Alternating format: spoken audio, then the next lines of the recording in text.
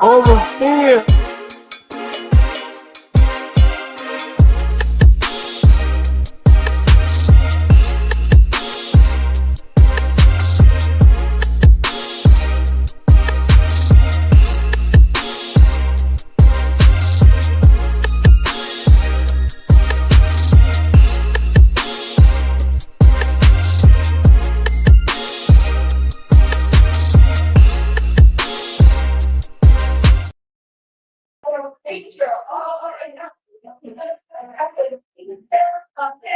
So thank the future and where we want to go in the future.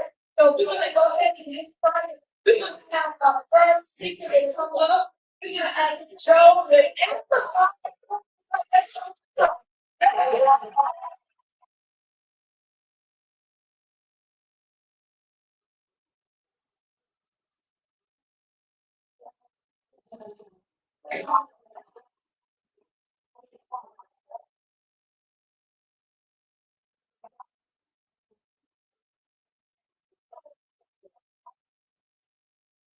I wish I could wear out again. I could go to the store or the gym. Figure it out and tell. But I was going to that happened. That would be a sort of early thing. So some time ago, I had a conversation. Was part of the conversation with a young man. And this young man during COVID, he decided that he was going to start a business. He was going to start a business based on AI. And this is when AI supposedly just had started getting some momentum during COVID. So recently I called him and we had a conversation. He told me all about it. He started when he was 16. Recently, at 19 years old, he just sold that company for $32 million. Wow. You heard me right. I said $32 million. So, with that said, that kind of sparked a lot of things inside of me. So, again, my name is Jimmy Wheel. I'm the director of the foundation. I'm doing a search to find out about thin water. If you want to bring a land collecting over age, we are here to help achieve your problems. So during the time that I had this conversation, something kind of sparked inside of me. And I thought to myself, if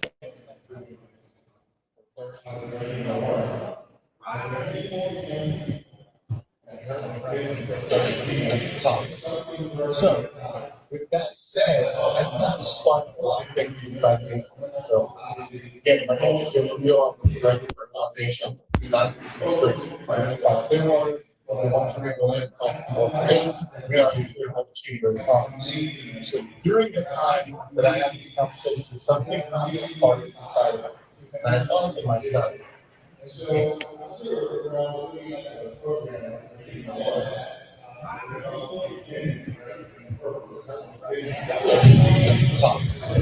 Testing 1, 2. that said, I thought sparked a lot of things inside of me. So again, my name is Jimmy Wheel. I'm the director of the foundation. And I'm doing research to find out about thin water.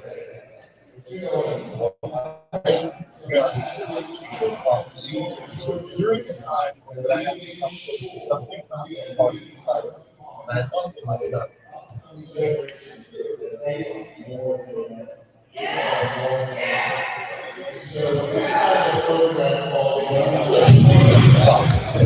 Testing 1, 2.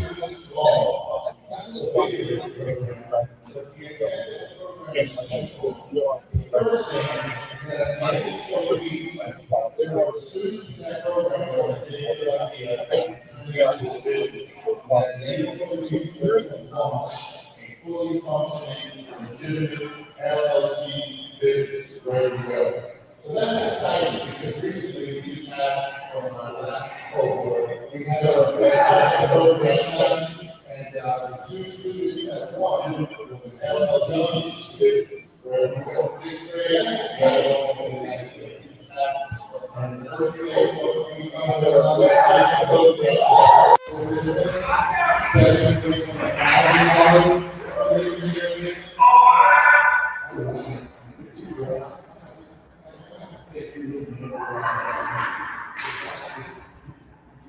do a lot of that. And so then what we also want to do is we want to have every student, we want to pay for every student's LLC registration, all the fees that go along with launching a legitimate business. So based on the funders and people who have been sponsoring, we've been able to do that. We're going to be starting our next cohort, and we already are recruiting students. So what is my call to action? My call to action to everyone here today is that not everybody goes somewhere to sixth grade to 12th grade.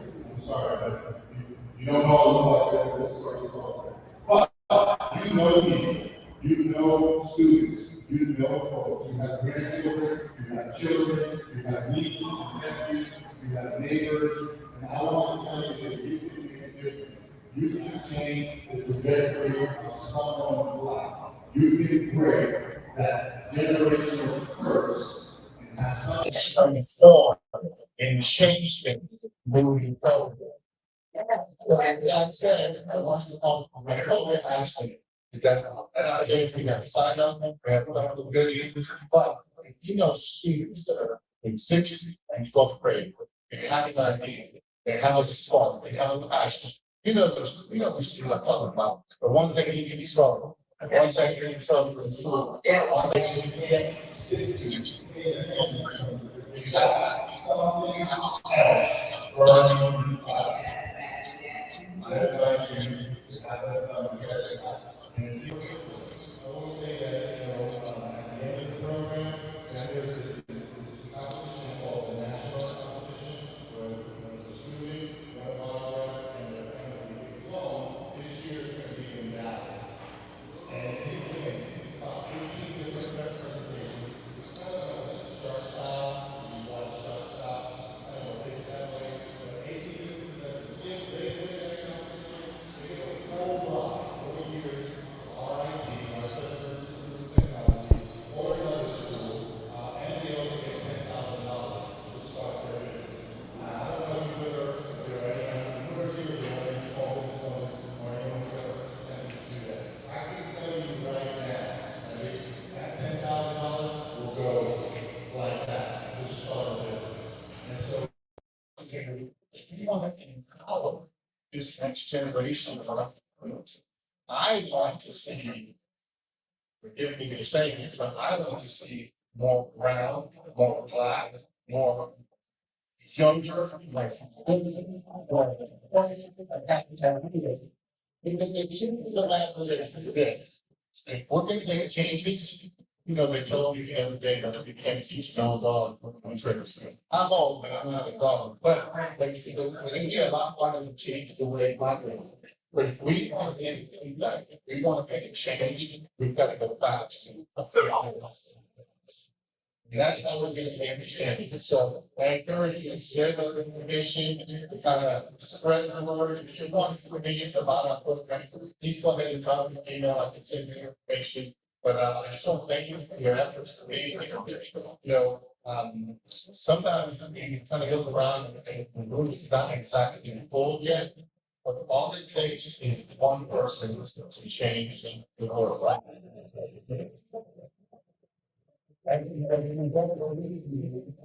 was asking you to families forgot how that worked out. There wasn't. But thank you.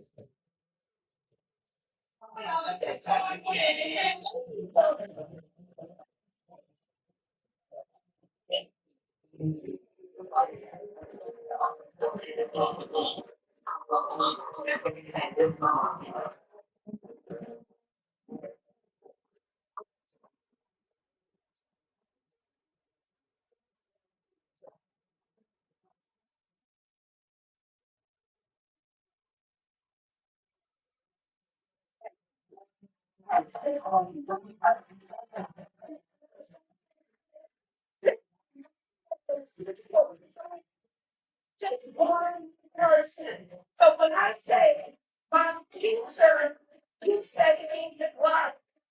When I said my future, I believe the other time. When I said my future, I want you to say it is right, right? My future. It is right. Future. Right. My future. Right. You don't need my head. You got to 360.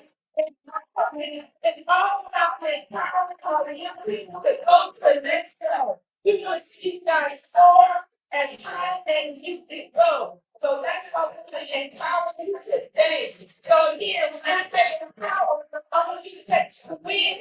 When I say power, I want you to say to win. Empower. Yeah. Yeah. Yeah.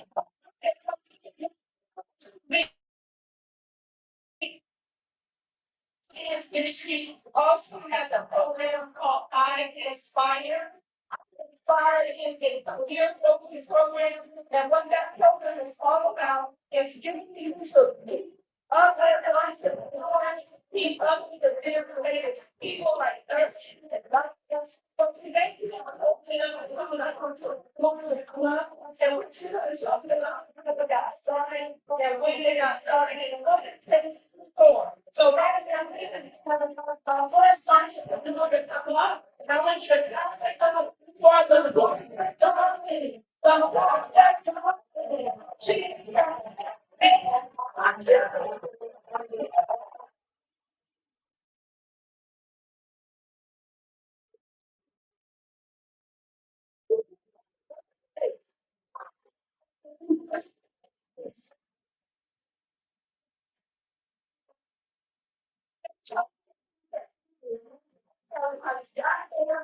And tell them what they need to soul. Oh, everyone.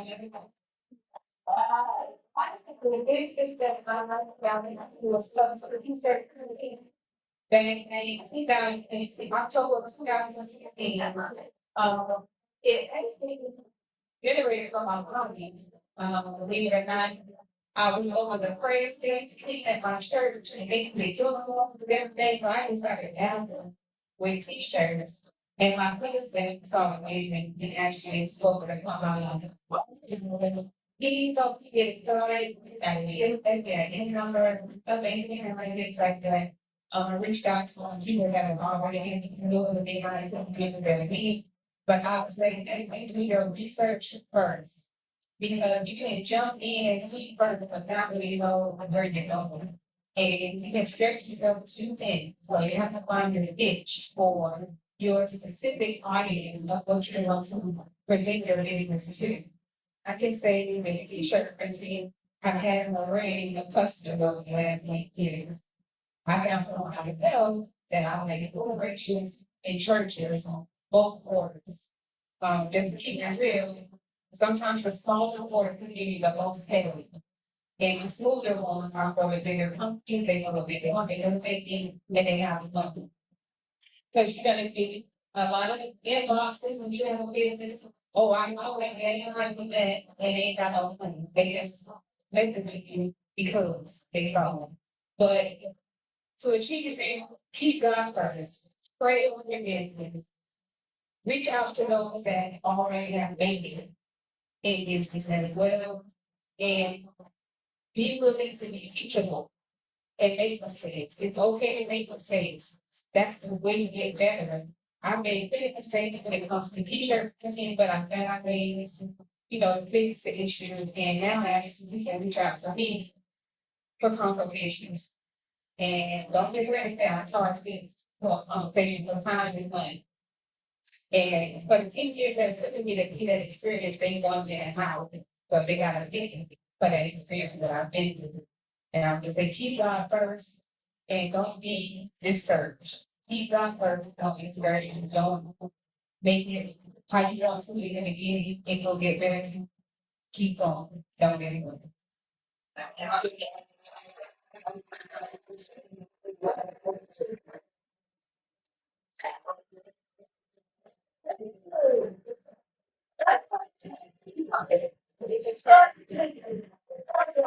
T-shirts.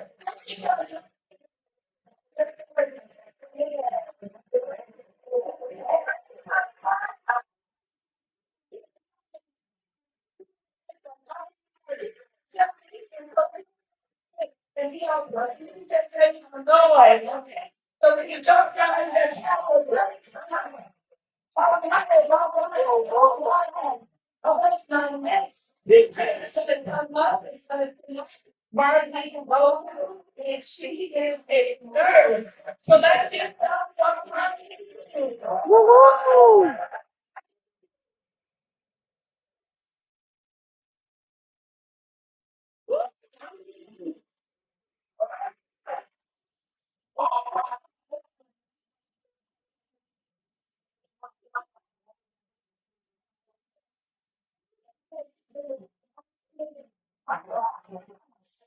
So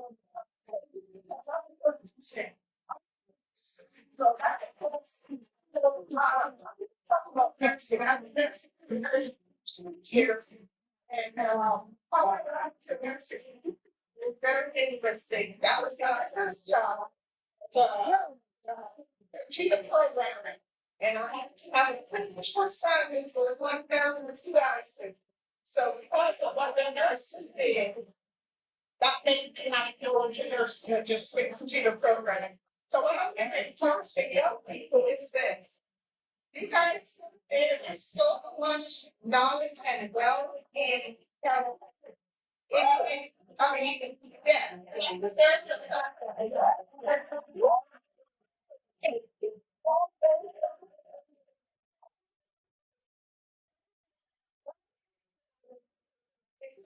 there's so many different areas. Florida Health is here, so we have been sending us down to Florida for yourself. There was so many different areas you can go in, whether it's cardiology, maybe, and the opportunities that I know for young people.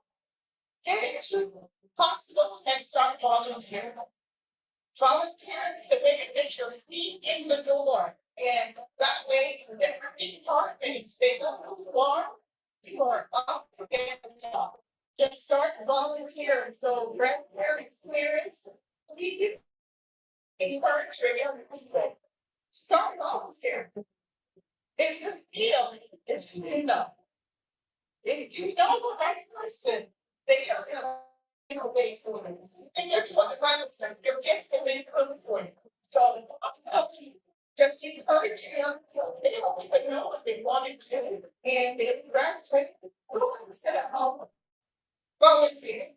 And go and volunteer your services for them. Say, and the GR, when they say yes, if you want to say, the OR, you may be a friend. It's who you know, and you will get one of the young people to have a job, So when you patient they don't want anybody more. And another thing that I wanted to actually encourage parents, maybe parents, so we have to encourage the young people, is help them choose the right choice in school. There is a programs that literally get so fixed once you're in high school. And that goes like probably 2 masters, make the right choice, the right classes. And that's going to help them excel so that they'll finish school and I'm halfway through college. And that is very important, especially for our youth of today, because as we get older, they're the ones that take over. They are trying to people help them to make guide them in the direction that they should be going. Healthcare wise, you know what? We're gonna be like time and we all want kids to be in healthcare. Believe me, I encourage a lot of young people. Get into healthcare. Number one, you will not be on the phone. Okay. I'm looking at the street. You guys I know you like money. I am excited. I'm looking at you. Yes, ma'am. So, with that being said, please encourage your young people to get into health, presidents, jobs. They can start volunteering and get their feet through the door. And again, it's who you know that that light stop. And it just starts. So, for myself, I don't think in the ER, I've done shower nursing for 15 years. It can take a whole lot of places, a whole lot of places. One of the things that I want to do was travel. So, I think that's all I'm saying. He said safe, I'm trying to do, and it's not on my mind, but at the same time, it's, so this is a narrative.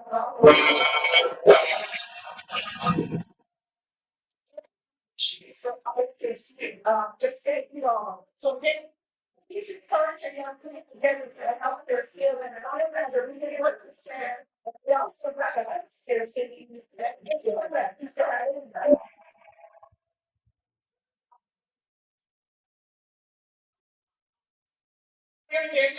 So again, we give what you go in there and only the nurse is there. God bless.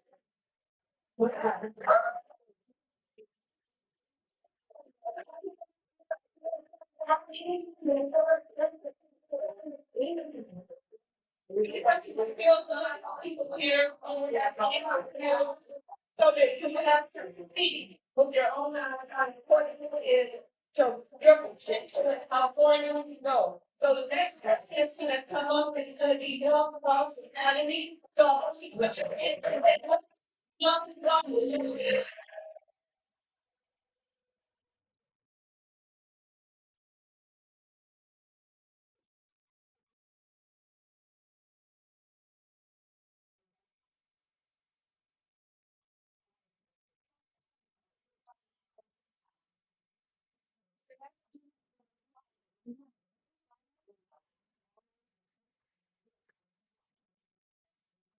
Yeah, yeah, a little better. All right, okay. So, outside.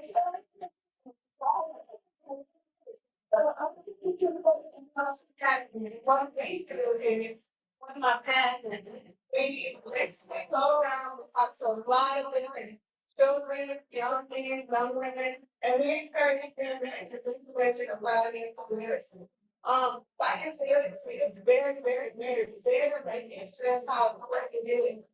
It's just stress out the fact that as children grow up, a lot of people don't take time to pour into them what it takes. Now, different phases of investment of those, learning about state of learning, defining, and it's very important work. Our community is input on how to say how to put it in the right places so that it turns back to the one that it's supposed to. We just miss that information. That's something our life and a lot of times compared to others. So it's very, very vital. It so that St. Petersburg College, we kind of we had elementary school, we kind of empower younger people as well. Again, I'm yeah, it's very, very important, very vital. Nice person to go by, okay?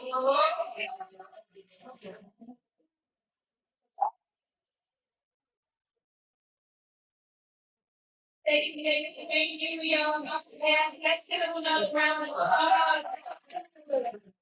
All right, and last say smart, the same thing, smart. Smart. Oh, we're looking back because we like women, right? So when I said smart, you say body, smart. Smart. Okay. So another trick. We like to dance sometimes. Like I'm going all my that are here today to come right here in the front door. Cash, Toby, Marciano. Anybody get out there on I'm going to the front. Coming to the front. We're gonna play a nice little game.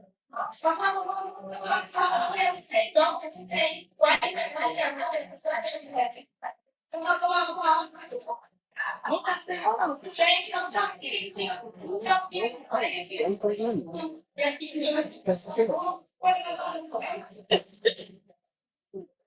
come on, just ready. All right, you can show. We gonna play. I want to see how you show it, okay? You stop. You see the well, so we're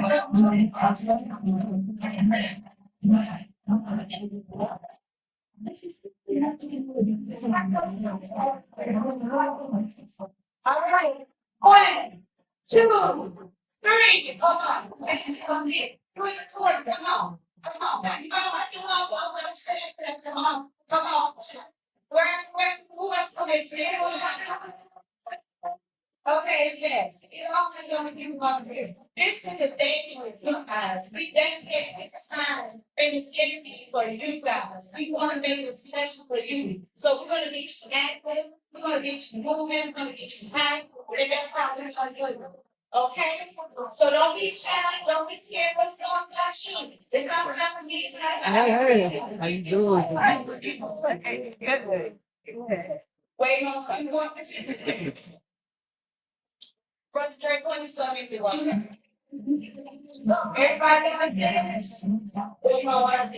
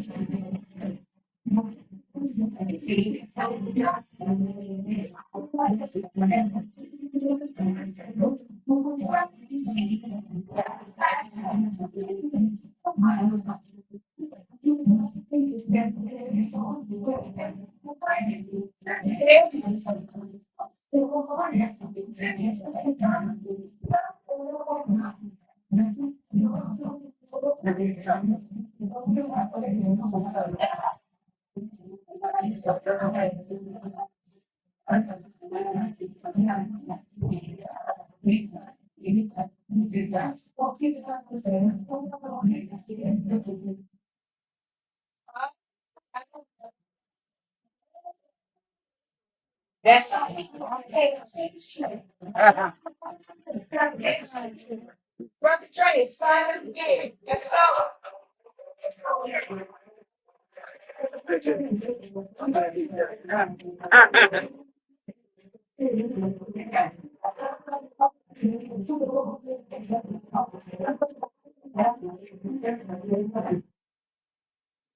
Yeah. Yeah, that's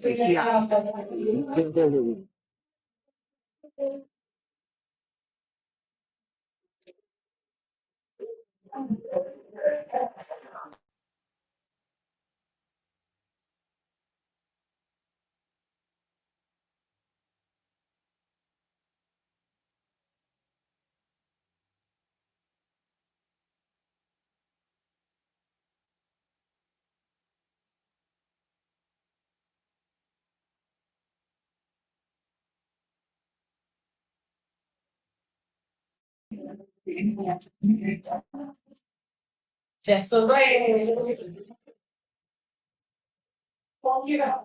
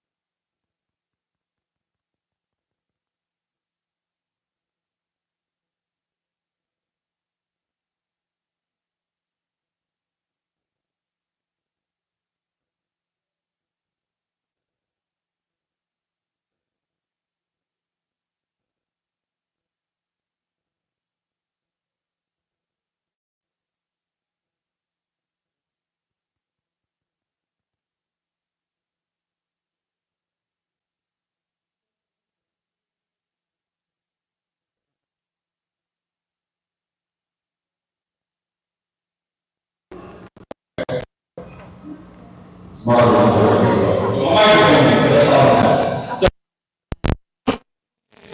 the man that is faithful with little will be faithful with much.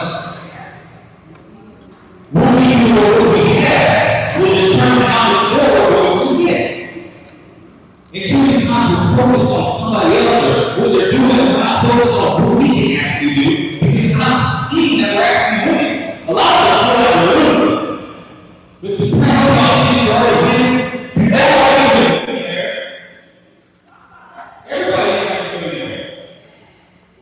It's just the only thing there, depending on what you do, the only thing is already. Right. So we're not paying attention to the right things. Right? We're not paying attention to the right things. Let me show you how a lot of the times we're not paying attention. Let me. You guys repeat after me. Red. Yellow. Blue. What color is grass? Hold on, man. I said repeat after me. Red. Yellow. Blue. What color is grass? Come on now, y'all paying attention now. All right, cool. And see, we do things just because other people do things. We don't even ask, are we doing the right thing? You know, there was a time, I heard this story. There was a book called The Secrets of the Millionaire Mind. And I know I'm not talking about how to kill your debt. I'm not talking about how to invest in the stock market. That would probably be the next class because more money won't fix our money problems. It's our mindset around money that's going to fix that. So let me tell you the first thing that came to me when I was reading this book called Secrets of the Millionaire Mind. Right? There was this woman and she was baking ham on Thanksgiving for her family, right? And she was baking this ham and her husband said, why do you cut the ends off the ham every time you put it in the oven to cook for all of us? And she said, well, because my mom did it. My mom did it, so I do it, right? So he said, you know what? I'm going to call your mom and ask her. So he said, you know what? Let me get on the phone. He calls her up. He says, I'm here with your daughter, and every time she cooks ham, she cuts the ends off. And she said, the only reason she does it is because you said that you do it, or she saw you do it for many years. And she said, well, it's because I watched my mom do it.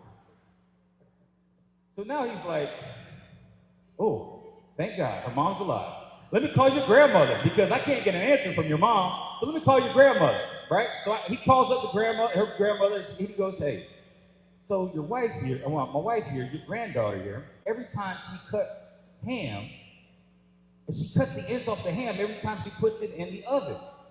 Well, she said that she does it because your daughter does it, and your daughter says it's because you do it.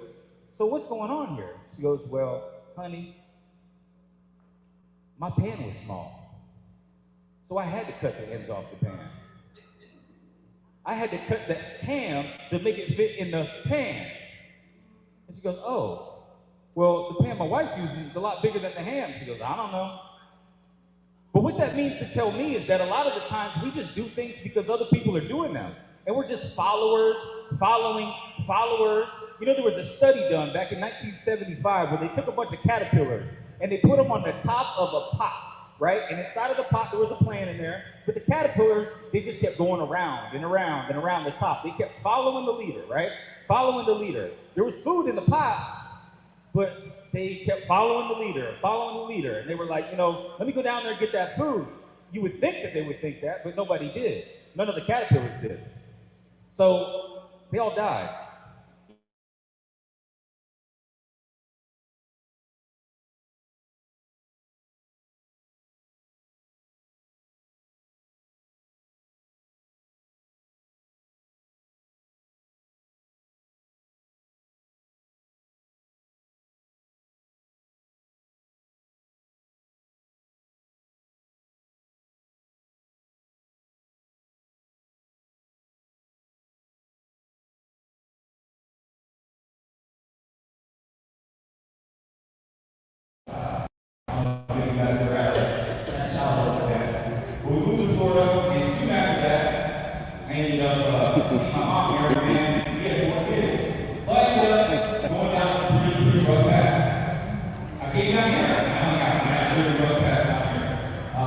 So back and forth, they were part of a couple of different places, and we used to sell drugs for a long period of time.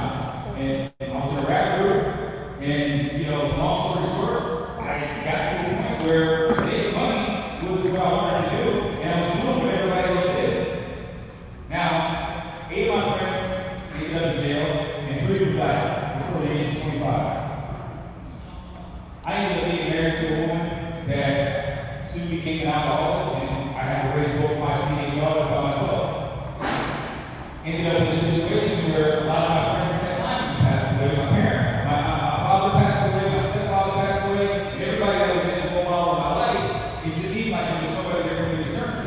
So I would turn to everybody else that looked like they were doing something, because what it looked like wasn't really what it was, but that's all I saw. Right? So I was just around people that were making money. It didn't matter what they were doing. I didn't care. I just wanted money. I just wanted my box shit, a 1987 box shit with 24 inch rim. That's all I wanted. I thought it was cool. But I was like, you know what? This is what I want. This is what I tell people at.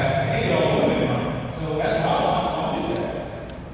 Soon to realize everything fell apart. And then a single dad with 2 daughters sitting at home where I attempted to commit suicide because I just couldn't handle all the stress. Come to find out, that's what God told me was my focus, because the pain wasn't punishment for what I've done, it was preparation for what I was about to become. And a lot of us are financial dilemma at times where we think, all right, you know, this person's going to tell me how to make money, I'm going to listen to them. But what does the Bible say? Check the fruit. Check the fruit. The moment I started checking the fruit, there's no results. And everybody was just telling everybody what to do. And now on social media, you got people that are selling courses. See, God has a course in y'all's life, the kids, God has a course in y'all's life. But the word you focus on somebody else's course, it's going to take you off course. God has a course for your life. There's somebody online selling their course. But if you buy that course, it's going to take you off course. Because the only money they ever made is selling the course. They went to ChatGPT and said, hey, you know what? Tell me how to do X, Y, and Z, put it in a program, and I teach you how to sell it to somebody. They become the person that actually has money. But you think it's like that because you can go to Google Pro and Nano Banana and Chat GPT and say, make a picture of me standing by a Lamborghini so I can put it on Instagram and get a fly caption and then be able to convince everybody that I got what it says that I have. But they really don't. I built a business consulting firm where I've worked with people that have made as much as $1 million in a day. 7 million followers on Instagram, massive influencers, right? But what happened? They lost it all. They never were able to do it again. And a lot of them drink themselves to sleep. They don't have a relationship with God and they just fall apart, and everybody in their family is depressed. Why is that? Because the root of all evil is what? The love of money. The love of money. There's nothing wrong with getting money, as long as you become the person that's going to do the right thing with the money. See, you got to have a vision. It also says in the scripture, without a vision, the people will perish. So if we don't know what to do with the first dollar, how's God going to trust us with 100? How's God going to trust us with 10,000 if we're not doing the right thing with $10? Would you want to give somebody you know that has no vision for the $10? They come around and say, let me borrow $10. You ask them what they want it for, you just give it to them. I mean, the Lord does say, hey, you know, if somebody asks you for it, we're not to judge what they're going to do with it, right? But some of us are very giving. I say all that to say this, right? It all boils down to what you do with $1 is going to determine what you get with 10. So I don't know if you guys are investing in the stock market. I don't know if you guys are, you know, in a situation where you're in a tremendous amount of debt and you're wanting to come out of those types of things. But all the answers are in the Bible. And I think too many times do we go to somebody that's preaching the word just to get you to buy something instead of actually going to the message in the word. We focus on the messenger instead of the message. And sometimes we got to stop listening to the influencer, stop listening to the person online, and check the real fruit. Because a lot of us will end up in a situation. I invested into a trucking company last year, and the guy told me I was going to get a dividend, and it was going to pay me. And I actually got a client of mine involved in it also. And it ended up being a scam. But they showed me everything that was necessary to do. Now, I literally put a person in a bad situation.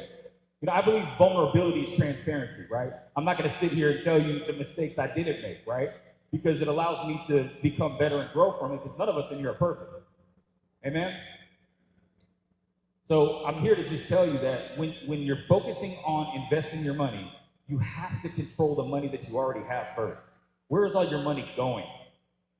What subscriptions are you paying for currently that you don't even use? There's things out there like Rocket Money that you can download that actually tells you all the subscriptions that you have. There's all sorts of things online. You can just go to Google now and say, hey, create me a debt tracking PDF. I don't even have to give that to you. I mean, you could just do that. Everything is available to us. But see, there's one of two things, and there's one of two people that are here today. There's either action takers or there's note takers, right? You can take all the notes in the world, and you can either be building up your bookshelf or you can be building up yourself. It's either self-development or shelf development, is what I like to call it. So don't take the information here that you're going to get from all these speakers today and all these things and just actually say, that was cool, that sounded great, I like that line he said, I might be able to apply something like that. No, take it and immediately apply. Because we have to take ownership, then we take action, then we get to take off. Right? But that's really what it's all about, is accountability. And until we actually focus on how we can become better. Too many people in the communities like this, what we end up doing is we look at the environment, we look at the neighborhood, we look at the people that are around us. Sometimes we get so consumed by what's around us that we don't see how great we are as a person. And it's like God created all of us to be just a remarkable image of Him. And if there's anything that I could tell you guys today, it's truly knowing that you have to start.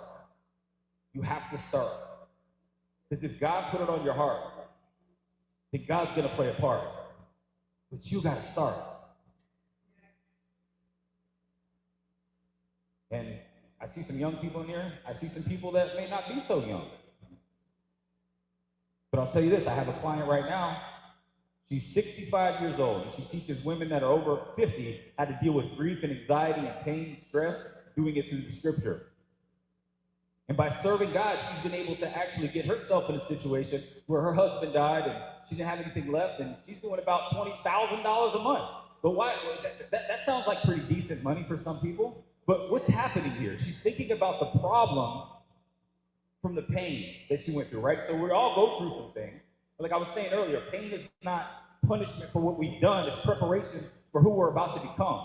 And all of us right now sometimes are afraid to lean in the thing that's painful. But that's what God gave you as a gift for others. Sometimes God has to have us go through what we have to go through in order for us to create something of a solution for other people to grow through. So yeah, I didn't talk about 1+1 and how the stock market gets you 7% returns and things like that. Definitely could. I got a lot of business cards, and if anybody wants to talk about that, I could love to help them, but I really didn't want to pitch anything here. I just really wanted to let people know that more money will not solve your money problems. It's your mindset around money that will. And if you're focused on people that are just making money, that's probably all they're doing.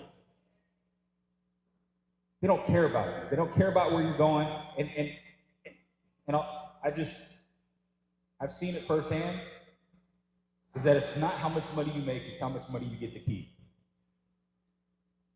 Whether it's focusing on your solid foundation of life insurance, to make sure you don't have any generational curses and you can leave generational wealth, but there's also taxes involved in that too. So make sure that you find somebody that's certified. If you're looking for a financial planner, if you're looking for somebody that's some type of just a financial expert, make sure that you're looking to see that they're certified. Because if they're not, there's people online that say they're wealth coaches all day and they have no designations and certifications, so they're not held to a standard that the government can't. They can say whatever they want and anything can happen. So I just want you to check the fruit and know that what you do with a little will be exactly what you do with a lot. Now, she mentioned something about a Q&A, or a workshop, but what I'd like to do is there any type of questions when it comes to building wealth that you guys have? I talked a lot about mindset, but anything specifically, whether it's talking about, how to eliminate debt, whether it's talking about how to have a tax-free retirement, whether it's, life insurance, whether it's, generating, money in the stock market. Does anybody have any questions at all?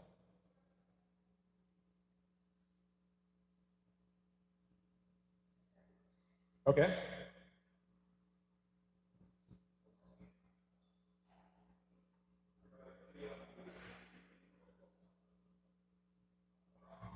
All right, I'm a business entrepreneur. I dabble in a little real estate, and I'm a real estate investor. I'm also an event coordinator. I wanted to find out in the businesses, when you establish them, people are out there. They're on social media. This is what's disturbing. They're out there. You're trying to do what they do. You're seeking their help. You're going online. And I've done all of this. Different walk. They are not helping you. So is there a, how would you say, helper in the city that can help people get started with their business, get them on the right track, get them going, making sure they're thriving? Because I think I heard Mr. Amplify talk about a young man who had a business, then turned around and grew so big, he was able to sell it for a nice, wealthy profit. So is there anybody out there that helps them accept those people on social media? They ain't helping, and I tell them all the time, get on social media, you ain't helping us. Because I've yet to ignite what I'm trying to do, and I got 5 businesses. It's a really good question. So the first thing you want to do is go to a reputable organization. So get off the internet and go to a bank, number one. If there's anybody here, is there any other financial advisors here that have any booths at all?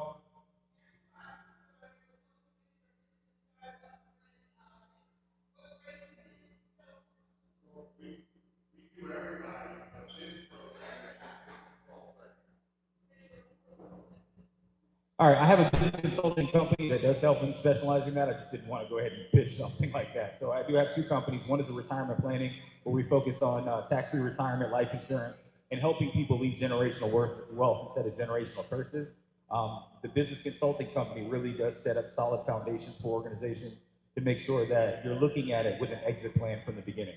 So you're setting up the systems, you're working on your human resources, your HR, how to hire people, the right people, and how to let go and grow when it comes to leadership. So I, can help you with that. Yeah, service-based businesses. Yeah, so if you sound like toothbrushes or, lawnmowers, can't help you, bro. Okay. I'm sure I can connect you with somebody that that's ethical. Anybody else got any questions?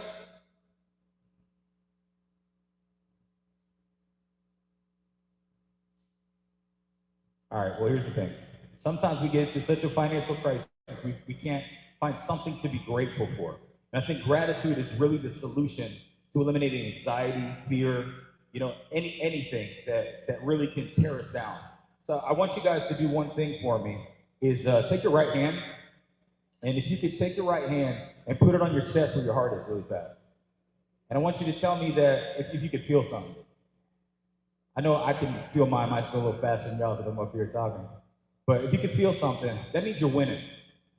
It means you're winning. I go to an app every single morning called worldmeters.info. Worldmeters.info, and it tells me how many people didn't get the chance to wake up today. And by the end of the day, it usually is about an average of 150,000 people.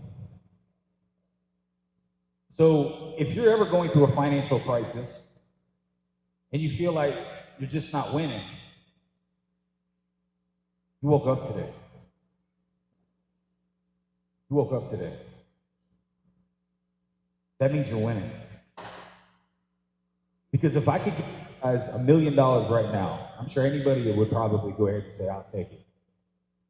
But if I told you I give you $1 million right now, and tomorrow morning you don't get to wake up tomorrow, would you still take it?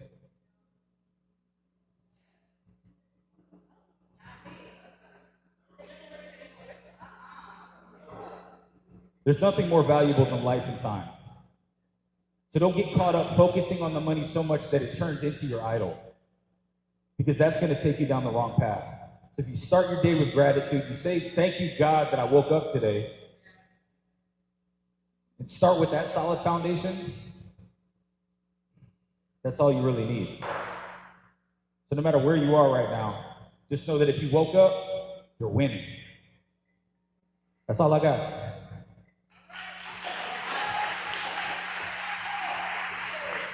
Thank you, Francesco. We appreciate that. We got something exciting right now for our young people. We hope everybody have tickets.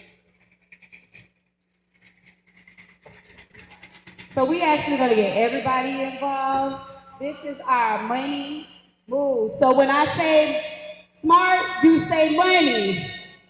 Smart? Smart?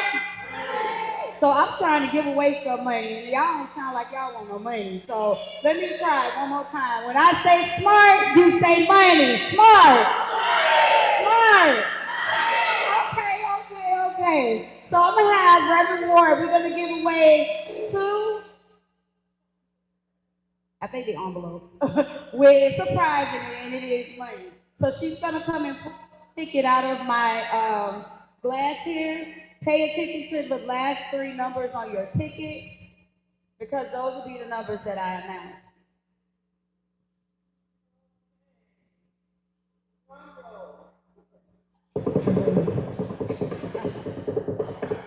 So my first runner-up, ticket ending in Z029. Whoever has a ticket ending in 029, come up.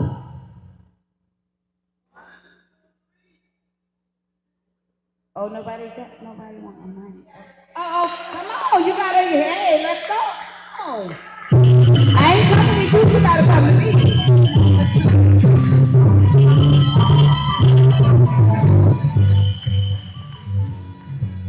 Congratulations.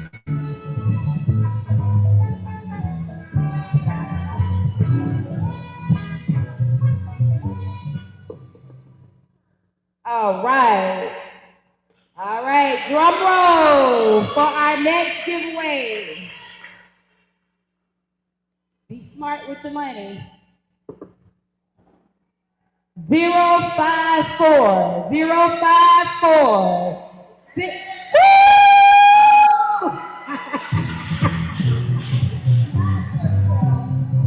Congratulations. All right. So I do have a very, very special guest here. It was actually not on the program, but I am going to introduce her because she is my sister, she is my friend, and I love her dearly. She's going to come up here and do a real quick selection for you guys. Her name is Juanita Page, so I want you guys to give her a round of applause while she comes up here for us right now.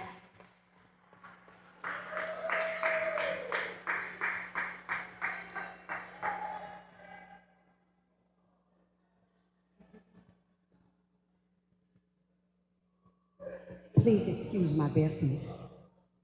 Hallelujah. Hallelujah. I can feel the breaking of day.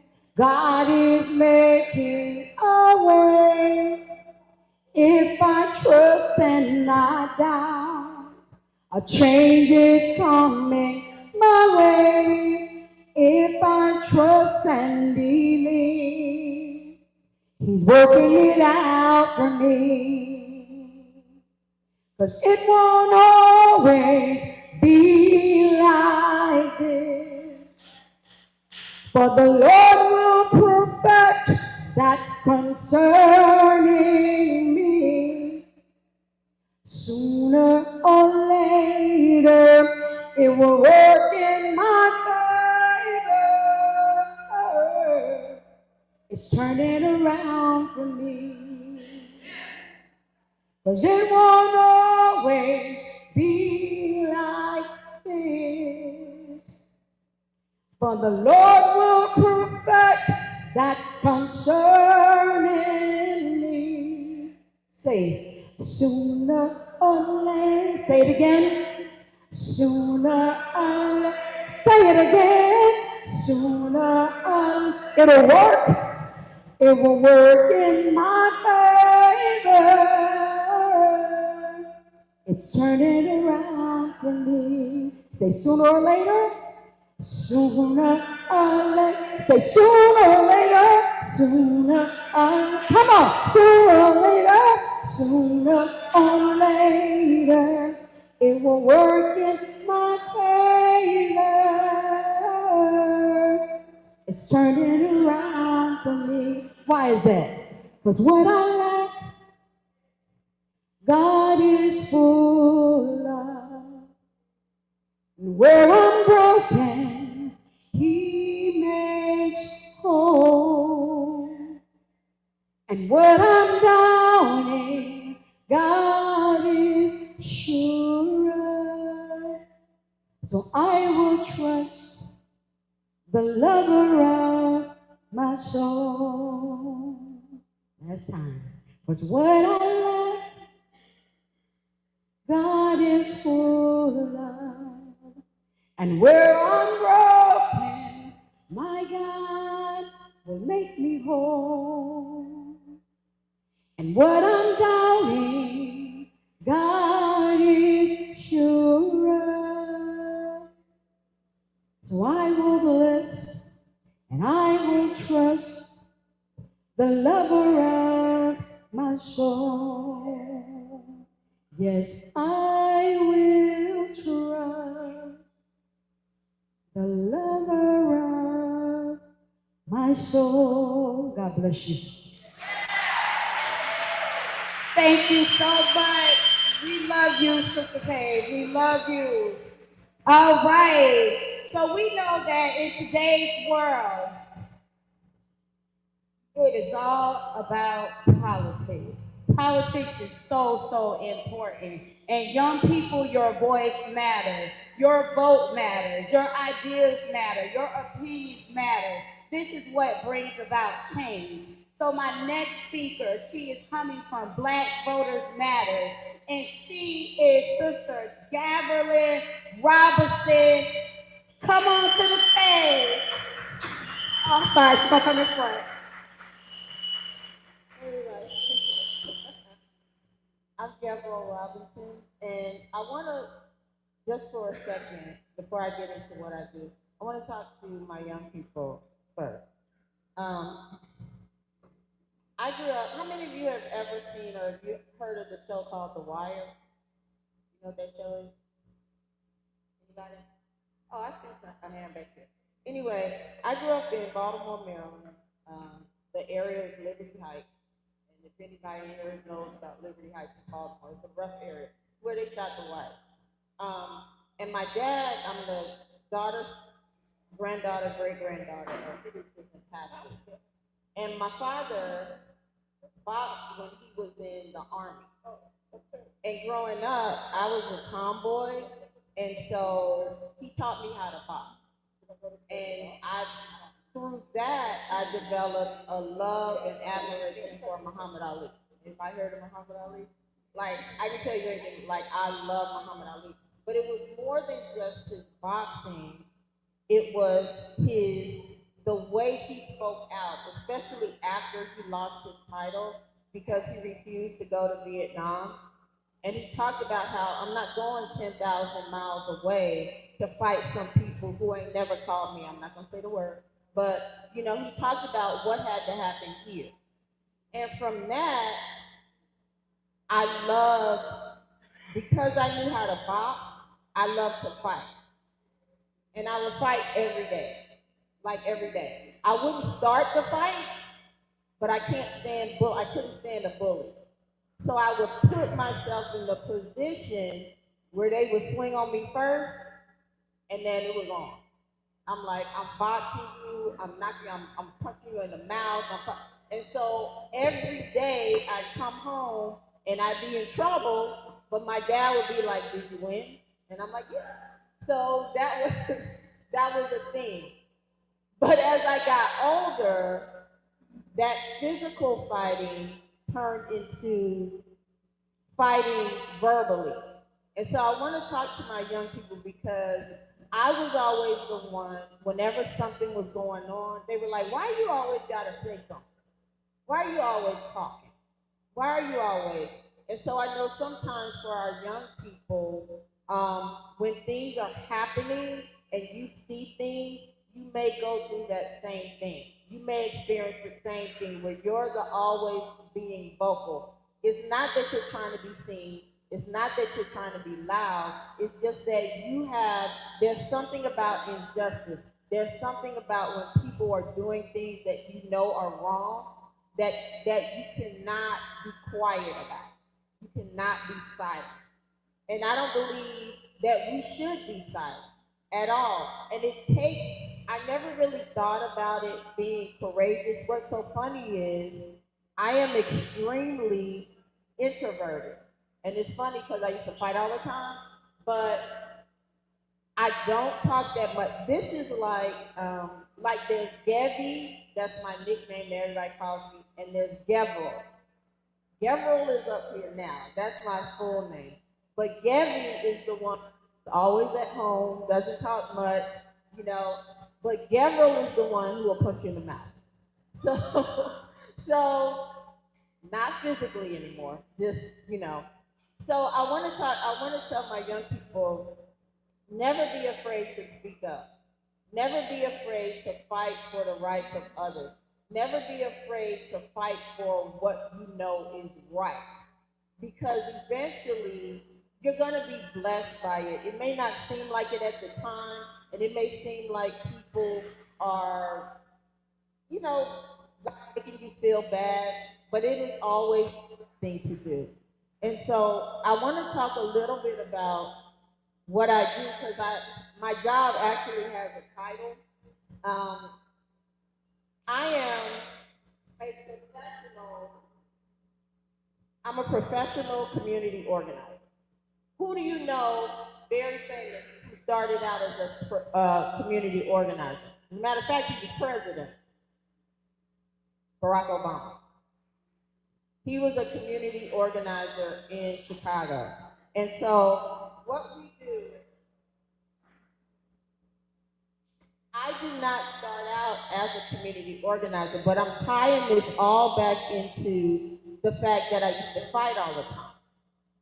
So it went from fighting with my fists all the time to going to college and being very outspoken and fighting against the injustices in school. Then I became a college professor, which I did for over 20 years.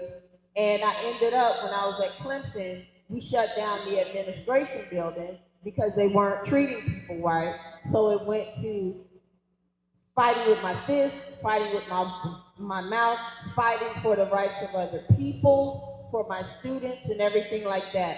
Then I moved to Florida in 2019 and started teaching at USF.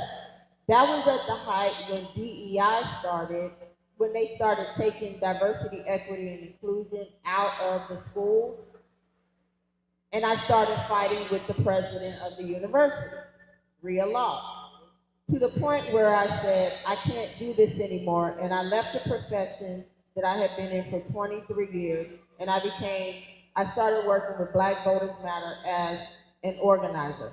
I cover all of Central Florida, all of the counties in Central Florida.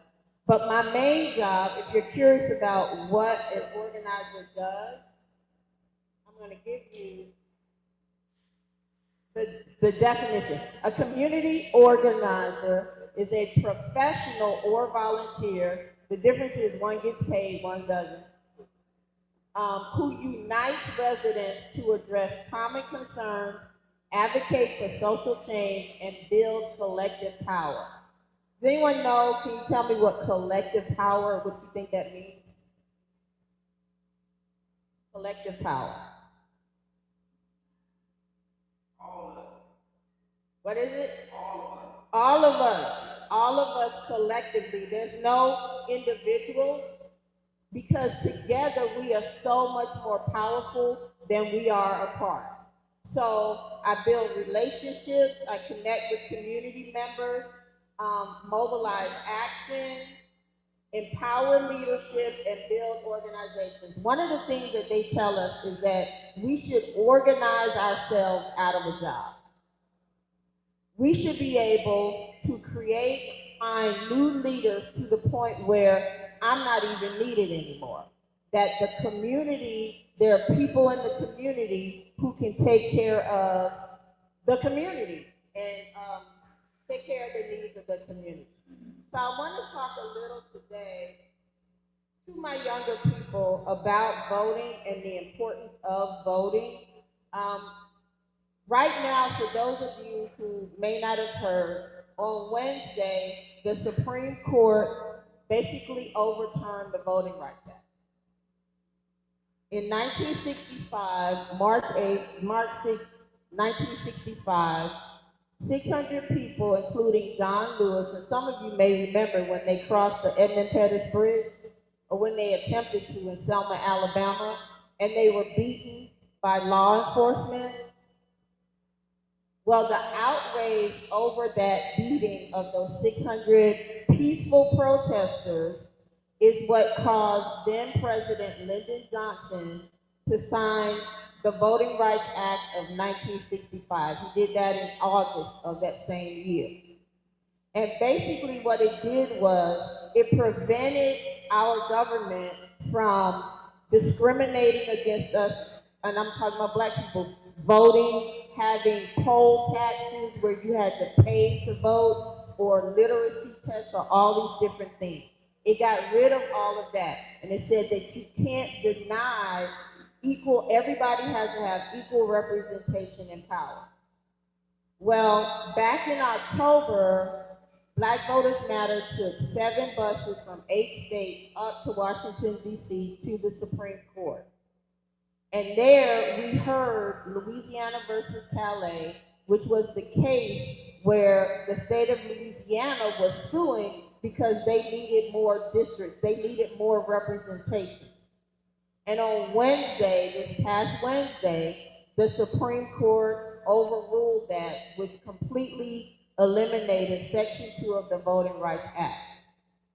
Immediately after that, and I have one of my phones up here, the other one, we've been in, we call them war rooms, when something happens in the country and we have to do immediate response. The governor of Louisiana canceled their election. And they're like, oh, we're about to redraw everything.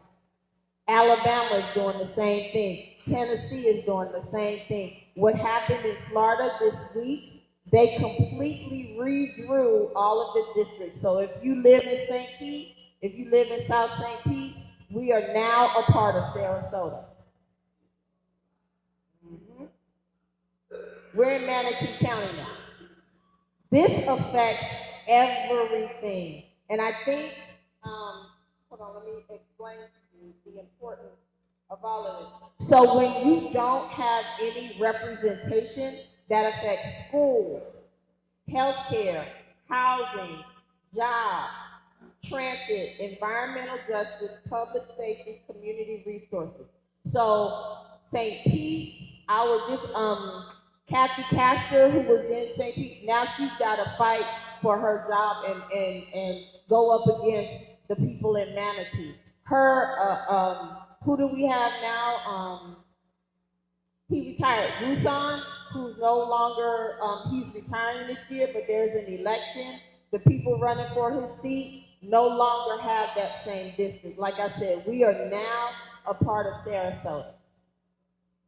And it's all to eliminate our collective power. So as a community organizer, we're in these war rooms now. There are lawsuits flying everywhere.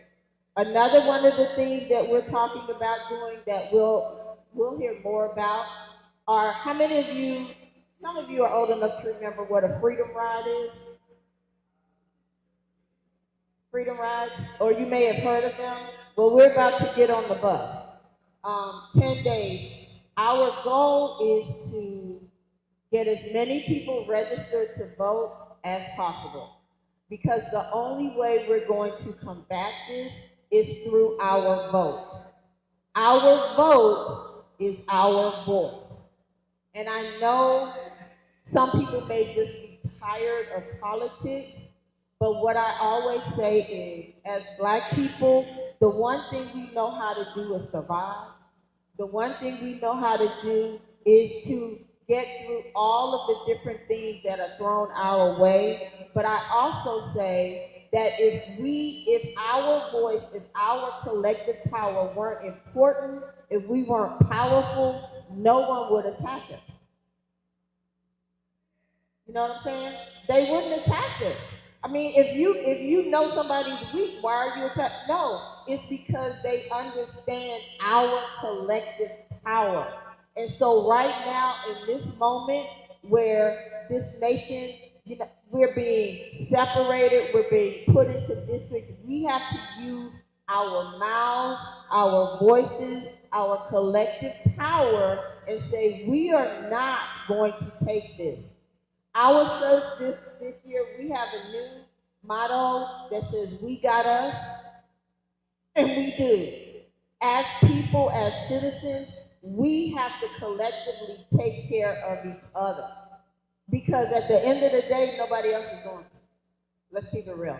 I remember growing up, and some of you may remember this too, if there were people in the community who didn't have enough food, the community would come together and make sure they ate. Or if somebody couldn't pay their rent, we used to have rent parties.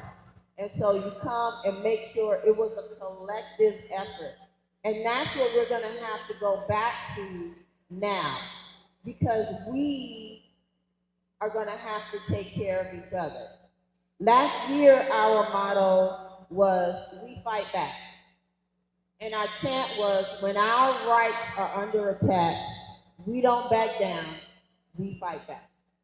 And so, as someone, I wrote a column the other day, and I was thinking about my 92-year-old mother, and I said that I was tired. And I know she's tired, she's numb, like to watch something, the Voting Rights Act of 1965, to watch that come and then to see it go in the same lifetime. Our elders, people like my mom and people like others who were adults back then, they're too old, this is not their fight right now. This is our fight. We have to pick up that mantle and say, "Come on, y'all did it. It got dropped somewhere. Now we're going to pick it up and take it on in." So my prayer and my hope today is that we understand that we have power. We have collective power, and if we work together, there is nothing we can't achieve. There's an expression, they tried to bury us, they didn't know we were seeds. No matter what gets thrown our way, we're still here. We rise and we grow, and we're able to thrive in a nation that does not care about us as much as we obviously care about it. A nation that we built. And so today, I know y'all are quiet, but before I go, this is all I have to say. I just want y'all to really think about this. Come over to the table, get some free shirts. We can talk a little bit more about this and about how you're in the future, you're going to hear about what we are doing. We have a bus tour that's coming. The We Fight Back tour is coming to St. Pete this month, because it's May. And we're going to be talking about this as we move forward with all of this redistricting and seeing where we are in these districts. You will hear if there are more lawsuits that need to happen and you want to be a part of that. Let's just do it, but we have to fight back. Speaking of that, so before I sit down, I want everybody to do this chant with me. I'm going to say, "When our rights are under attack, what do we do?" And you all are going to say, "Stand up, fight back." I'm going to say it again, and then you're going to say it. And then I'm going to say, "Stand up, fight back." And you're going to say, "Stand up, fight back." Stand up, fight back. Stand up, fight back. You got it? Now y'all going to stand up and say it, or you going to sit down? Come on. Y'all going to take or sit down? All right, so here we go. When our rights are under attack, what do we do? When our rights are under attack, what do we do? Stand up, fight back. Stand up, fight back. One more time. Stand up, fight back. Stand up, fight back.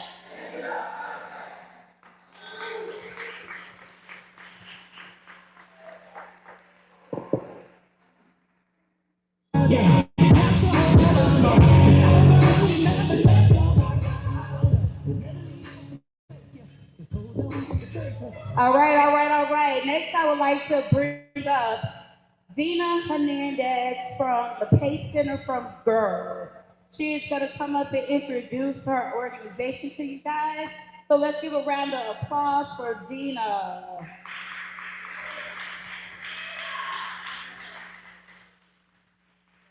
Thank you for having me this afternoon.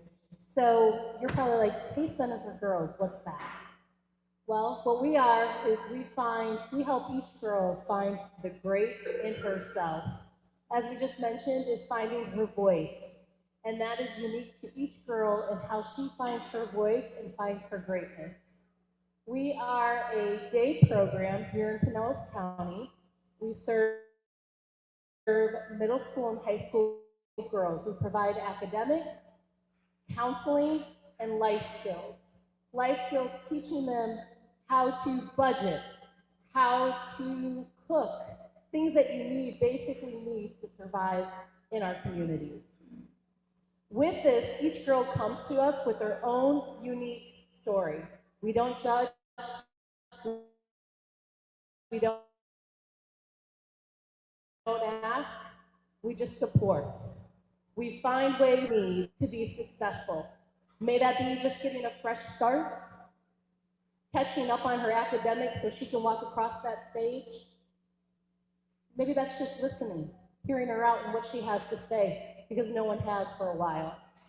Whatever she may need, we provide for her to be successful.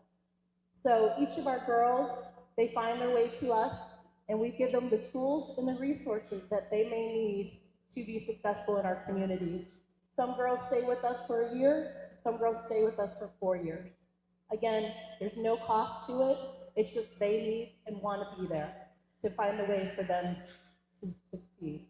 So thank you very much. I'd love to share more if you're interested. I have a table over here with some resources that you can take a look at and reach out to our outreach counselor, Miss Eunice.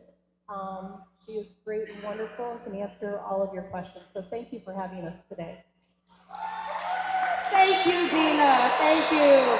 So everybody check her out. As she said, they offer a great, great program for girls. Thank you so much, Dina. Thank you. All right, so we are winding it down and we are moving on to our next speaker. Our next speaker is coming forward. He is going to be touching base on mental health. But before we bring him up, I'm going to have Tamika G come up because she is one of our leaders here that does specialize in financial literacy. So I'm going to have her introduce herself. And then after that, we're going to have a few questions for one of our board members with Dominion Helping Hands. His name is Bishop Hosea Ward Sr. So after Tamika, that will be the next voice that you hear. Good evening. Thank you for inviting me. Thank you to the Dominion Helping Hand for inviting me. Again, my name is Tamika Dahal. I'm with Expert Business Advisors.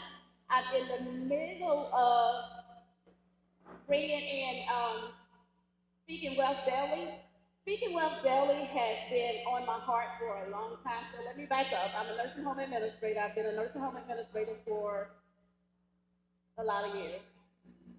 I transitioned as an entrepreneur because I saw the effects on our lives in regards to building our business and building our business, structuring it the correct way and structuring it in a way where we start building generational wealth, financially wealth.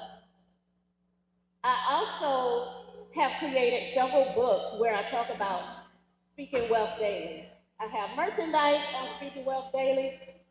I just want to know how many of our legacy builders in here can tell me what is the difference between a social security number and an employer identification number?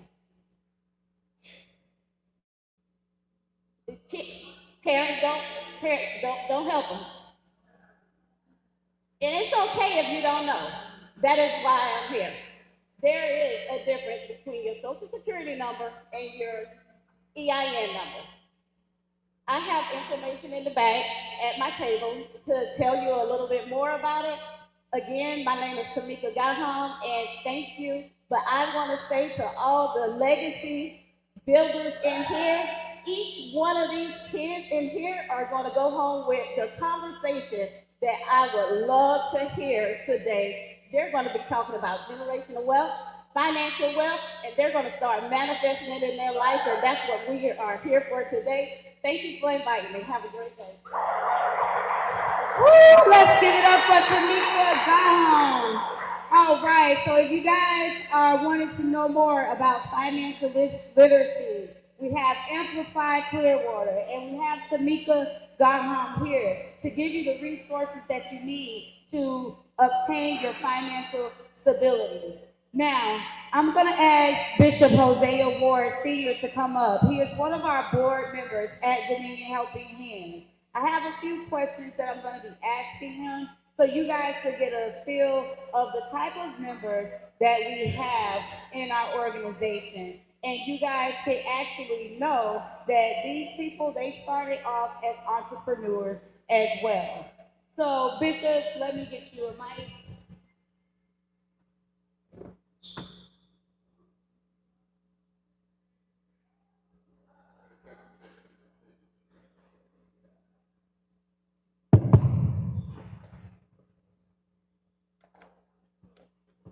Thank you. All right, Bishop, can you start off by introducing yourself to everyone? Yes, my name is Hosea Anthony Ward, Bishop Hosea Anthony Ward. I'm a member of Dominion Worship Ministry, Senior Pastor Dr. Bishop Eddie L. Solomon. All right, so what is it that you do? Play golf. No, my career was, I was a welder. I was a welder. I started welding in 1979, and I finished, and I went out in retirement in 2010. My print is all over this place. You see the pods? Did they pick up the delivery thing? When pods started out, there was a place called J.W. Avenue in Clearwater. My city, little wheels under there, I had the welding things, them big old things, that's mine. You see them bikes them guys wear, it's paralegal to play in Olympics and for this, it's called top end. I did the cosmetics, it's called TIG welding. And so I have welded all over this place. I done built awnings, I done worked in the shipyard. Welding is a very, very good field to go in for those that do not want to go to college. Right now, I looked it up, they're making anywhere starting off at $25 to $30 an hour. Now, you could go 6 months at the apprentice program over there at P-Tech over there. Matter of fact, I went and got AC over there. If you come out of 6 months and you go walk on a job, demanding at least 25. Another thing about welding, you could go to the moon and weld.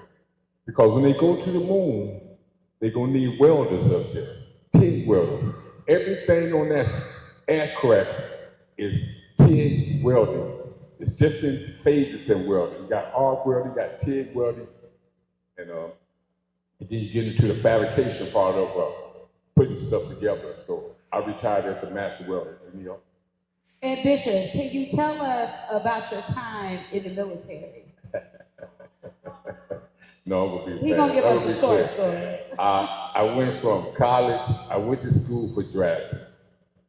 I didn't take mechanical classes in high school. I took wood shoppers and stuff like that, and drafting. I thought I was going to draftsman, but I found out I was a better welder, and I took the course, and I switched over. And so from there, I went from college, I just joined the Navy. I was a welder in the Navy for 8 years. Awesome, awesome. So you told us about what you do. You told us how you got here. Can you tell us what we need to do to stay stable in our position? Stay stable in your position. If you find something you love, as they say, you will work forever.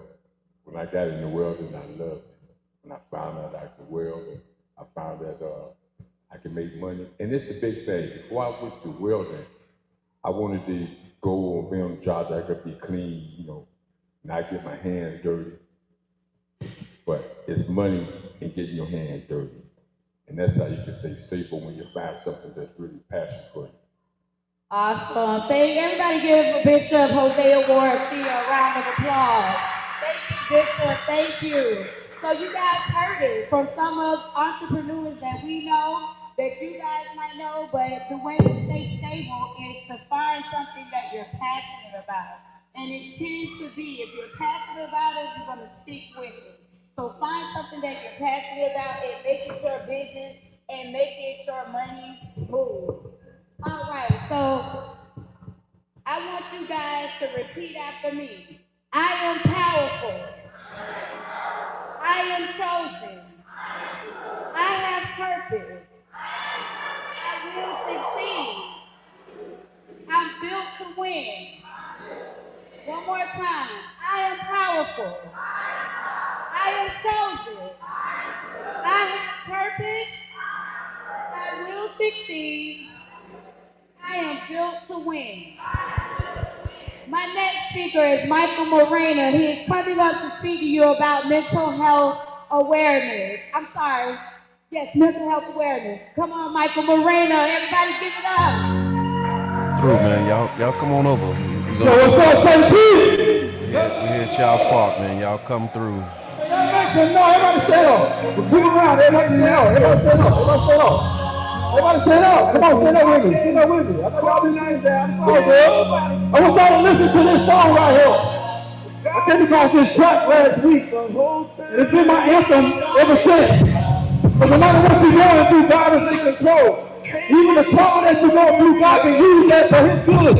God can use that for His glory. See, sometimes we feel like we're at the bottom and that we can't rise to the top.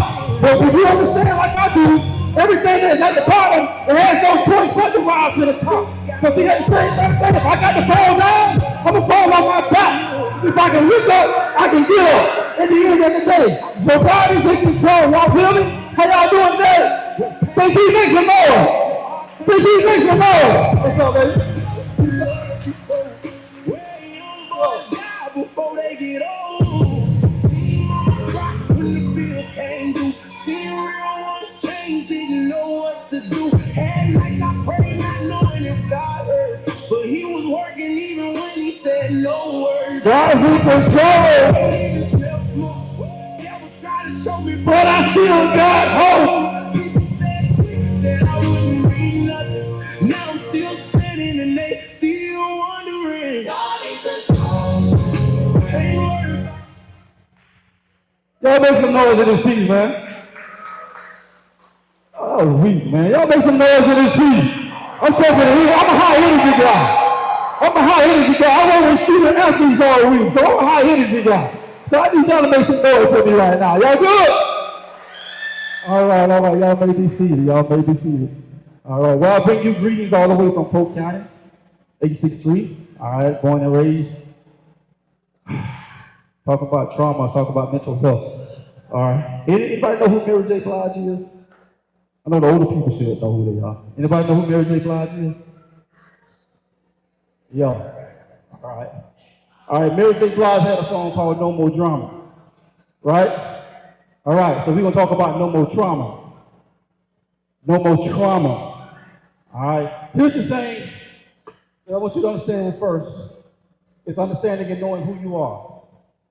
Right? Identity is so big right now. It is so big right now that you can't scroll down your feed without somebody trying to sell you something, somebody trying to show you something they want you to see about them, what they doing, what they got going on. At the end of the day, you understand? So when you're going through that stuff and you scrolling and then you're looking at, man, that looks good. Wow, they balling, man. They balling out of control. You know, the kids, they got the IG, they got the money all up on their arm. You know what I'm saying? They got the sack of money right here, doing like they doing it big, and not even knowing sometimes that's fake money. They go online and buy the sack of fake money just to get on Instagram look like they balling, like they doing everything. They ain't got nothing. Like my man said earlier, they flossing. You think they bossing, but they flossing. All right, and so what we do is we take on that identity because it looks good, it looks appealing.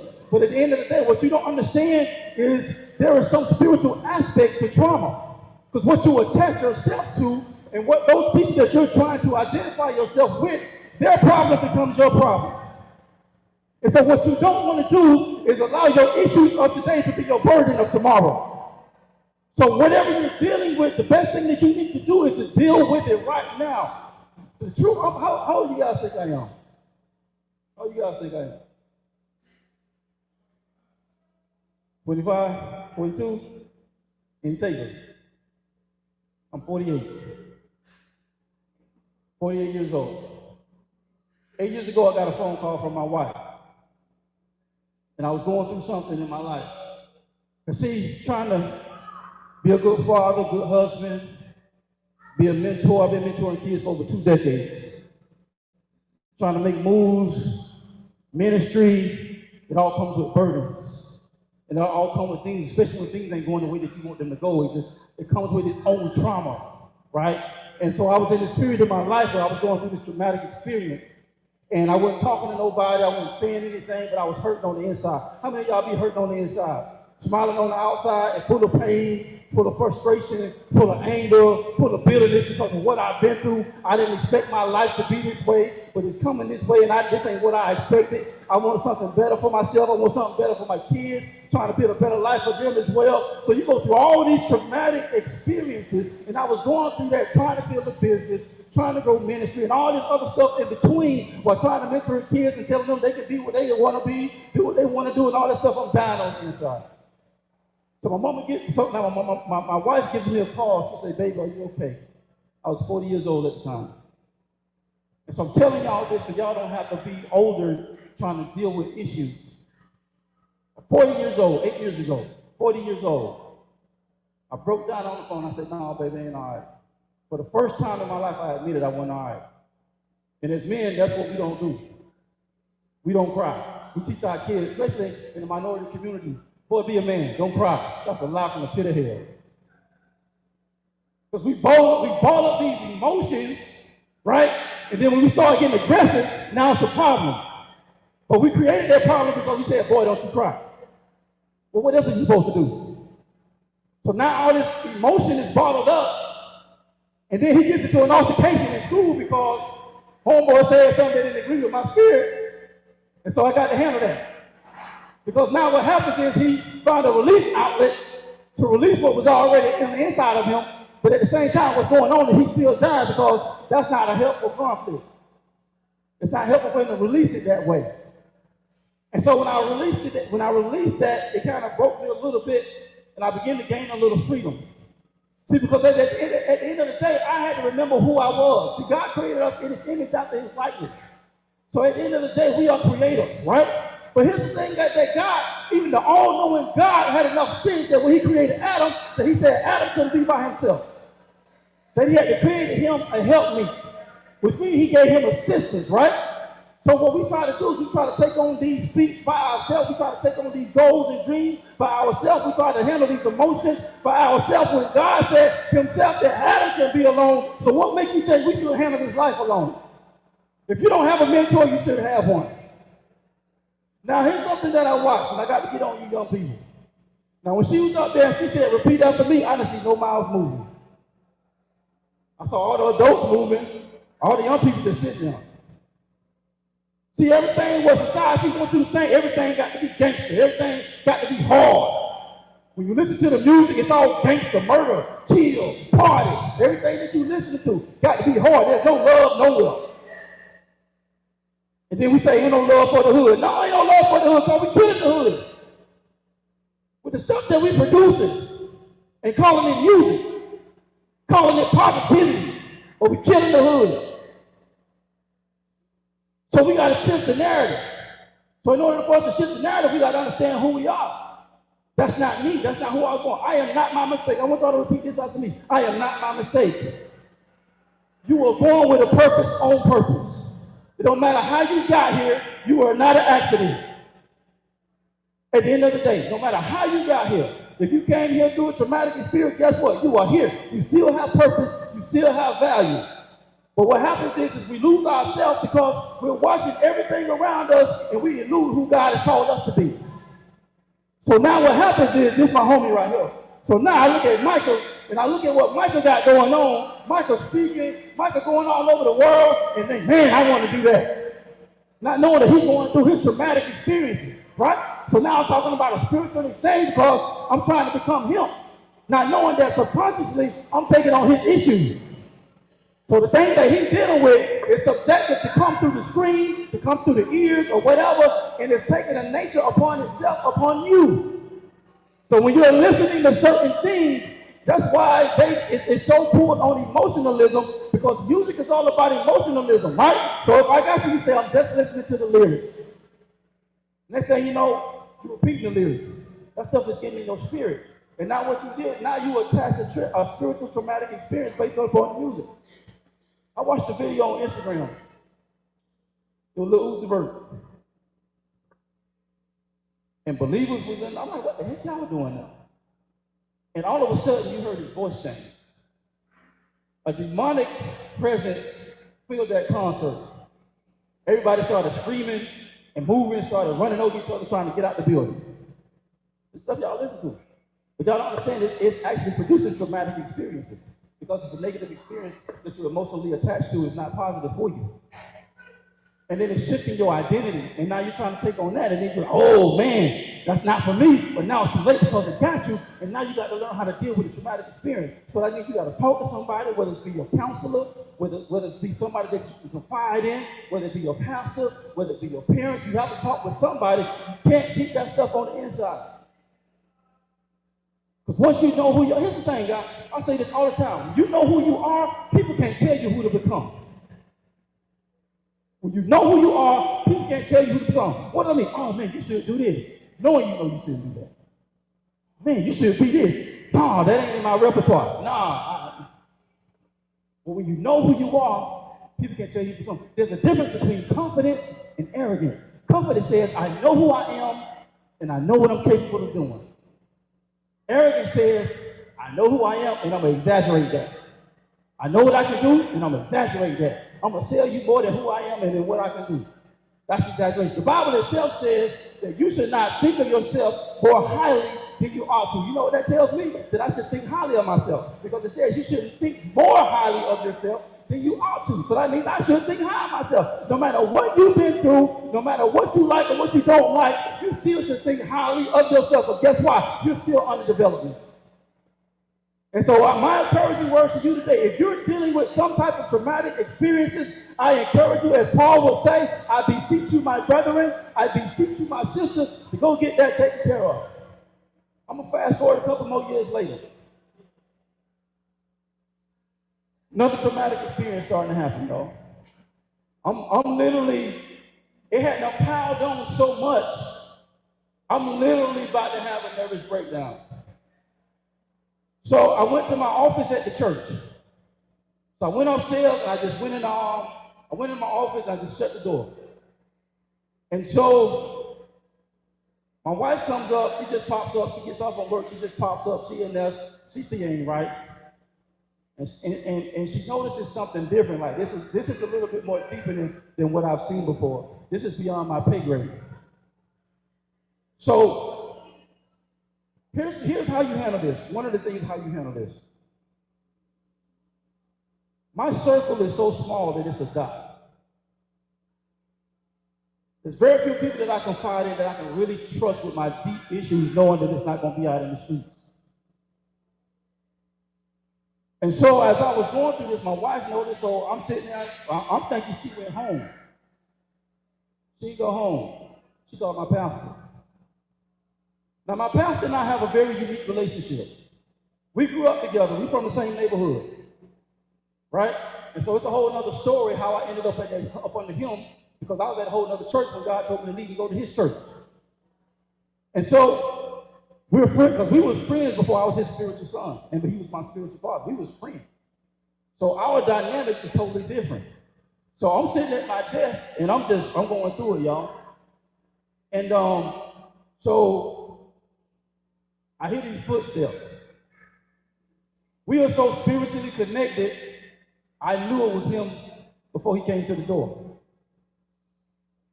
I said, that's pastor. So he comes in, he peeks his head in the door. I look up, I said, man, I knew it was you. He just bust out laughing. He just looked at me, and he do what he does. One of the greatest men of God I ever met in my life. He just started talking to me, started asking me questions. Then he just started speaking life into me in that moment.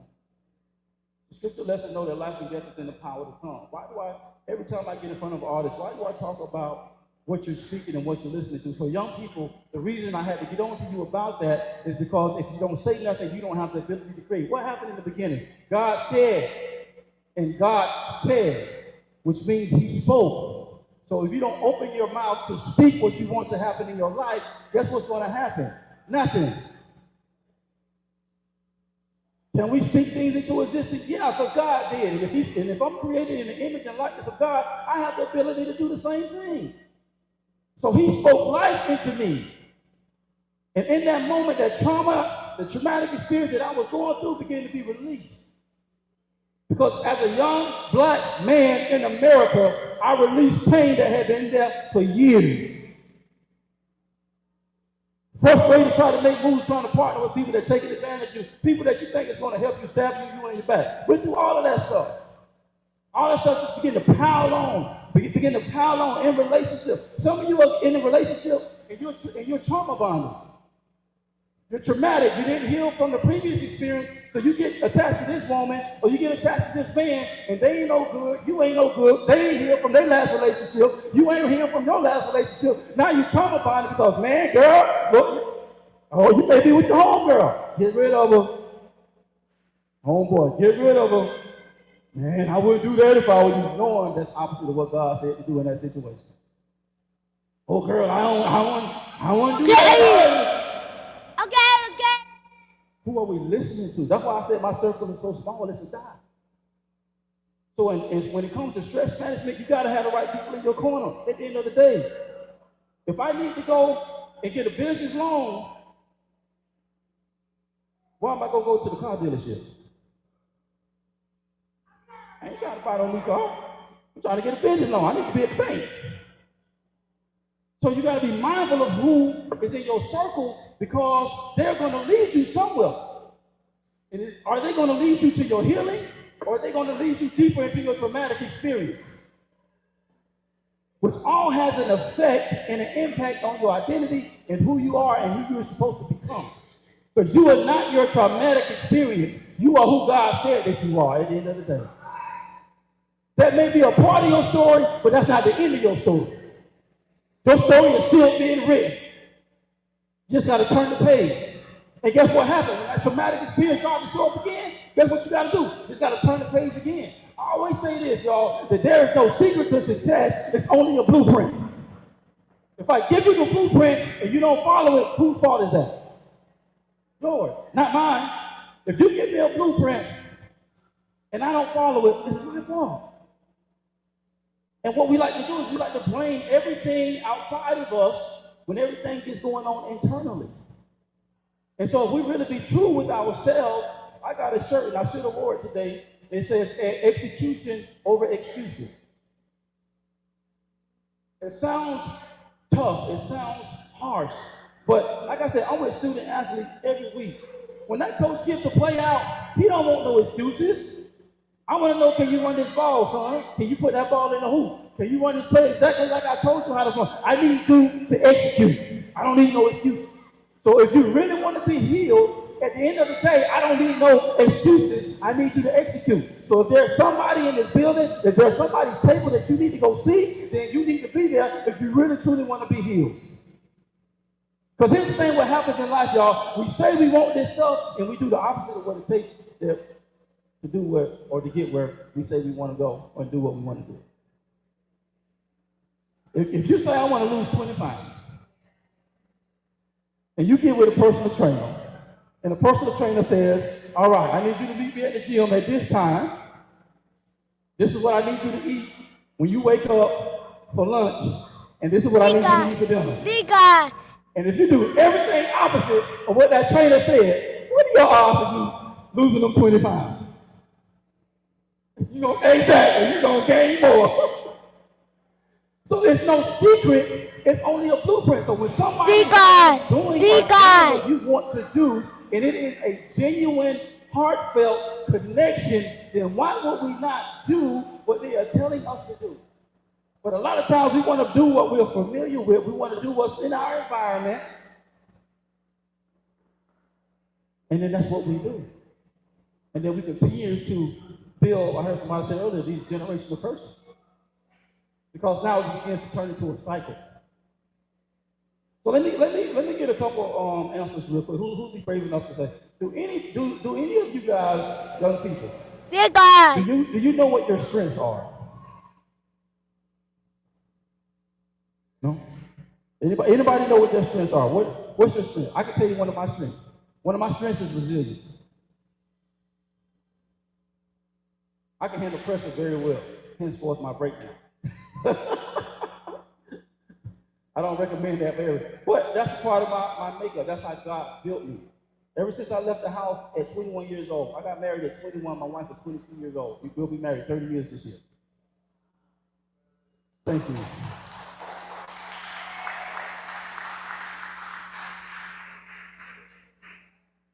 So I left the nest early, but I went through a whole bunch of more stuff I can tell you about that I don't have the time for. At a young age, y'all, at 22 and 23 years old, trying to build a life for myself. She good. Not trying to be like I made all the bad decisions and no. I was, and I don't say this arrogantly, I say this confidently. I was pretty sound with my decisions. I didn't know I was a leader till I got older and people were telling me I was a leader and I didn't understand it as a young child. All right. And so what begins to happen is over the years, all this stuff just begins to get backed up. But what it did, the good that came out of it is I became a very resilient person. So I know that about myself. So there's an old proverb that says this right here, know thyself. So you need to know what your strengths are and you need to know what your weaknesses are. So that's how you begin to handle that stress. You can begin to shift that responsibility to where you don't have to deal with it on your own. That's why, once again, I said, that's why my circle is so small that it's a dime. Y'all feel me? And so when you're going through stuff, you gotta find a way to get that stuff off you so that way you can heal. You don't want to be the 45-year-old dealing with the 16-year-old.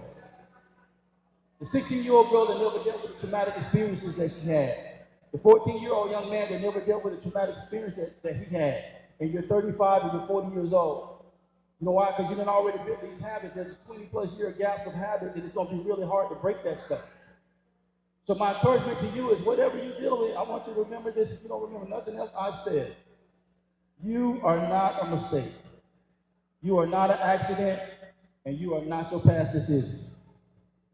Because you got now until the rest of the life that God calls you home to shift the narrative because you are in control of your story. He gave you the pen. What are you going to write? Love you guys. That's my time, man.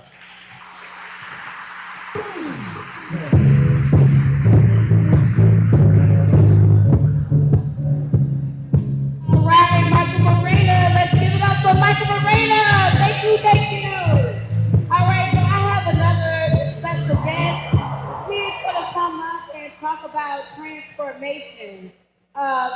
This gentleman, he can give you a great insight on transformation. He has been through it all. So please pay attention when he comes up.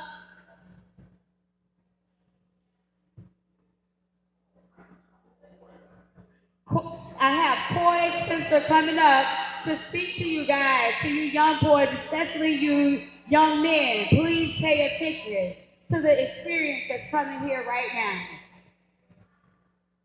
How's everybody doing? My name is Troy Smith, and I've been through a tremendous transformation myself, you know what I'm saying? God has really blessed me in my life to put me back out here. I was sentenced to a life sentence, and I thank God that I'm back out here to speak to all the young guys and people, young, old, whatever you are. I spent 43 years in prison. I've been out here for 8 months. But you know, God changed my life around and turned me around. And you know, these entrepreneurs, what they tell y'all is very helpful for you all, young and old. Because they're showing you a lot of things you can do right now while you're young. Because you get old, there's nothing more you can do. You understand? Disability and everything else. But I thank God that He has helped me transform into a better man I have. I've been in CDC programs. I got my OC10 license. I'm certified for FEMA. I drive forklifts, backhoes, and I learned all that coming out. And stepping to programs after programs after programs. These programs have built me to be the right man that I need to be. These entrepreneurs are real because they told us about that when we were in CDC and CTP. So those things are very real for an individual to be into. But you have to keep one thing in mind. You have to always keep God first in your life. He's the only one to open those doors. When they doors close, he will open them. But you have to keep that faith and keep on moving. Don't let nothing go and don't let nothing disturb your groove. Because that's the way life is. You understand? But some people don't understand other people. You know, but there's always a change in life, you know? So you have to keep busy and keep your foot in front of the other one and keep it moving. That's all I have to say. And thank you all. All right, y'all. So we want to thank y'all for tuning in. Thank y'all for watching the broadcast. We're going to be here for a little bit longer, so there's still time. Y'all come on over. But we're going to conclude this broadcast, and we'll be back. Yeah. But thank y'all for tapping in. Thank y'all for tuning in.